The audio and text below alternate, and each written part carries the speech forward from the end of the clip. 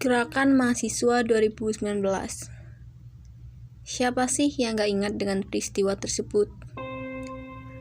Setelah mengalami mati suri yang cukup lama, aksi gerakan mahasiswa kembali terjadi setelah disahkannya RUU KPK yang dinilai kontroversi di kalangan masyarakat. Dalam aksi itu, mahasiswa membawa 7 tuntutan kepada pemerintah.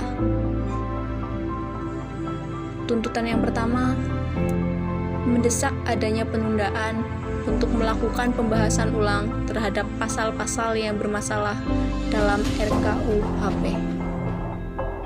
Yang kedua, mendesak pemerintah dan DPR untuk merevisi UU KPK yang baru saja disahkan dan menolak segala bentuk pelemahan terhadap upaya pemberantasan korupsi di Indonesia. Nomor 3, menuntut negara untuk mengusut dan mengadili elit-elit yang bertanggung jawab atas kerusakan lingkungan di beberapa wilayah di Indonesia. 4, menolak pasal-pasal bermasalah dalam RUU Ketenagakerjaan yang tidak berpihak pada pekerja. 5, menolak pasal-pasal problematis dalam RUU Pertahanan yang merupakan bentuk pengkhianatan terhadap semangat forum agraria. 6, mendesak pengesahan RUU Penghapusan Kekerasan Seksual. 7, mendorong proses demokratisasi di Indonesia dan menghentikan penangkapan aktivis di berbagai sektor.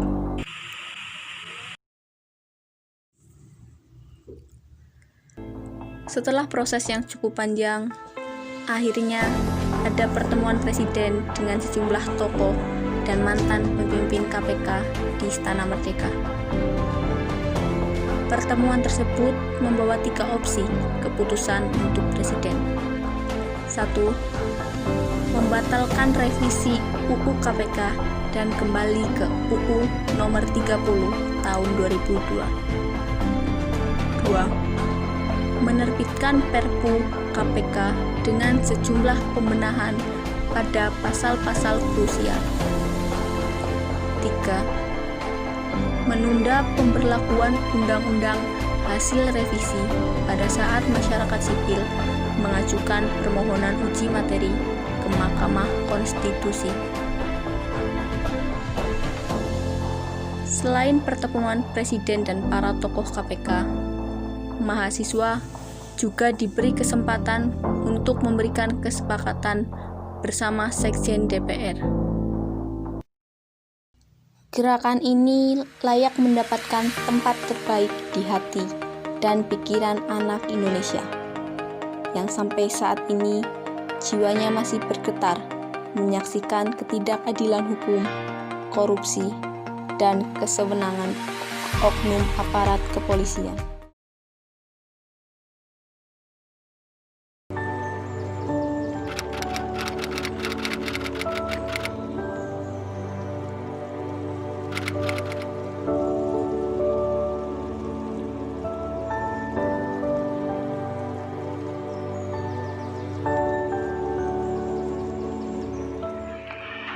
Jika rakyat pergi ketika penguasa pidato, kita harus hati-hati.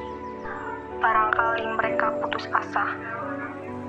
Kalau rakyat bersembunyi dan berbisik-bisik ketika membicarakan masalahnya sendiri, penguasa harus waspada dan belajar mendengar.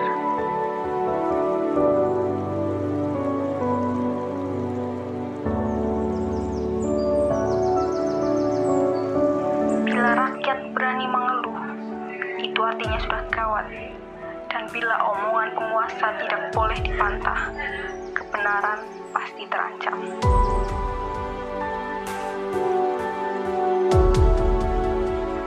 Apabila usul ditolak tanpa ditimbang, suara dibungkam, kritik dilarang tanpa alasan, dituduh subversif dan mengganggu keamanan, maka hanya ada satu kata: